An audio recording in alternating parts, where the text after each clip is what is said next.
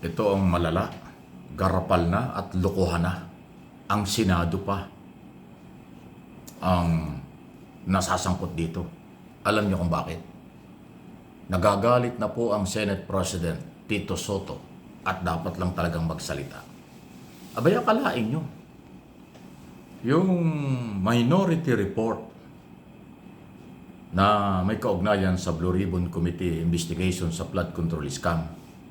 Akalain nyo yung senador na hindi pumapasok mula pa ng November na si Senador Bato de la Rosa ay nakapirma. Paano nakapirma sa committee report ay hindi nga siya pumapasok? Kaya ang pagdududa ng Senate President may namemeke. Yun ang delikado pag napepeke ang signature ng isang senador. Kasi ang senador ay national official ng ating bansa. Ang signature ng kahit sinong tao dapat nirerespeto, dapat pinapangalagaan. At kung yung signature ng senador na peke ng ibang tao, pwedeng anak, pamangkin, kapatid o kahit na sino sa Senado, maling-mali pa rin po yan. Kasi ang pagpirma sa committee report, dahil sensitibo yan, personal yan. Bago mo pirmahan ang dokumento, babasahin mo at alam mo. Lalo pa naman po yung committee report na yan ng minority ay sensitibo dahil taliwas at labag sa Senate rules. Bakit sinabi natin taliwas at labag? Sabi po ni former Senate President Franklin Drilon, hindi dapat pinangungunahan ng minority o ng oposisyon sa Senado ang opisyal na committee report ng komite, kahit anong komite. Totoo yun kasi sa akin pong karanasan na ako ay nag-cover ng ilang taon sa Kongreso, talagang nasa rules nila yan sa Senado. Bago magbigay ng committee report ang oposisyon, hintayin mo muna ang opisyal na committee report ng chairman ng komite. At kung ikaw ay hindi naniniwala doon, saka ka lang magpapalabas ng committee report kung ano yung paniwala. Katulad ng pagka merong speech ang Pangulo tungkol sa kalagayan ng ating bansa, yung tinatawag nating State of the Nation Address. Kadalasan ginagawa ng minority leader ng Senado at Kongreso na gumawa ng speech at gawin nila kung tama o mali at kanilang paniwala dun sa speech ng Pangulo. Ganun yun eh. Laging ang minority group, opposition, ang pagbabasihan ng speech nyo at inyong report ay kung ano yung official record o report ng committee chairman. Hindi po nangyari yun.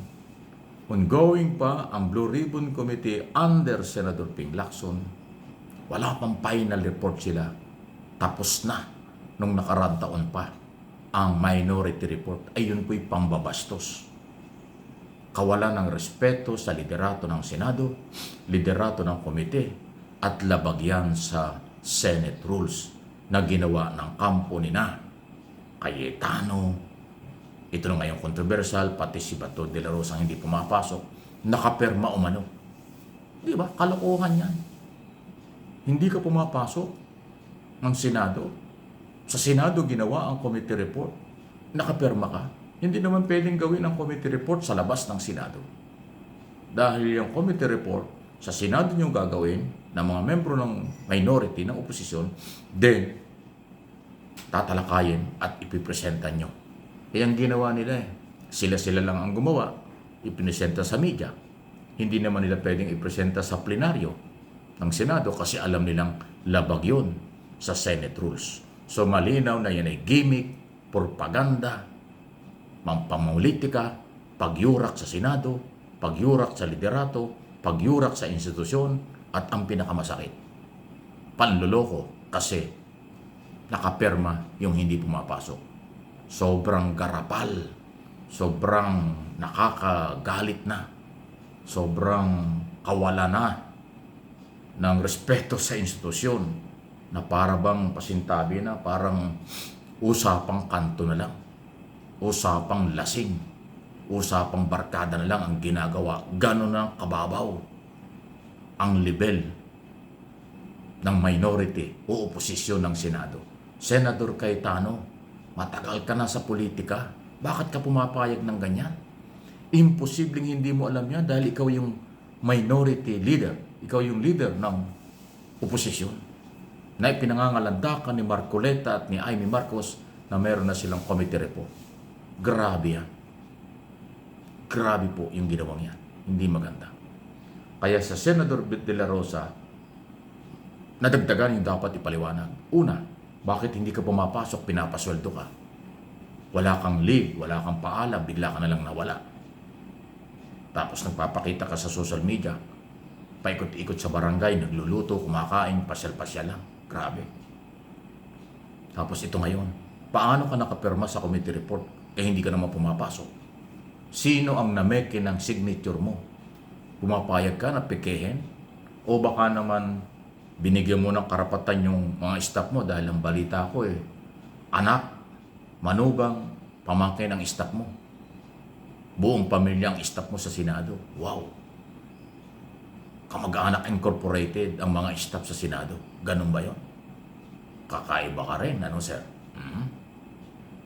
Anong pwedeng aral na mapulot ng mamamayang Pilipino at ng kabataan sa ganitong klase nangyayari sa ating Senado? Senador Tito Soto, Senate President, ayusin mo ang Senado. Kahiya-hiya na kayo sa international community. Sa ibang bansa, hindi nangyayari yan. Pamimeke ng signature, hindi pumapasok na senador. Paglapastangan sa Senate rules, bakit yung pinapayagan yan? Meron dapat na disciplinary action yan. Walang respeto ang oposisyon na pro-Duterte senador ang tawag sa kanila. Sa Senado, sa kasamahan, at sa ating gobyerno. Sobra na, tama na ang pang-insulto at kababaan ng level ng kanilang galawan. Nakakapanghinayang. Bilyon-bilyon po ang gastos ng mamamayan sa Senado, sa totoo lang. Sa laki ng mga sweldo, allowance ng mga yan, gastos araw-araw, pagkain ng mga yan araw-araw, transportation, travel, expenses, domestic at international, pera ng bayan ang ginagamit yan. Tapos ganyan ang ginagawa nila. Sukdula na ang pakapalan ng mukha. Sukdula na ang pamumulitika na wala namang magiging pakinabang ang mga Pilipino. Lalong maghihirap, lalo lang pong nagiging kawawa ang mahihirap.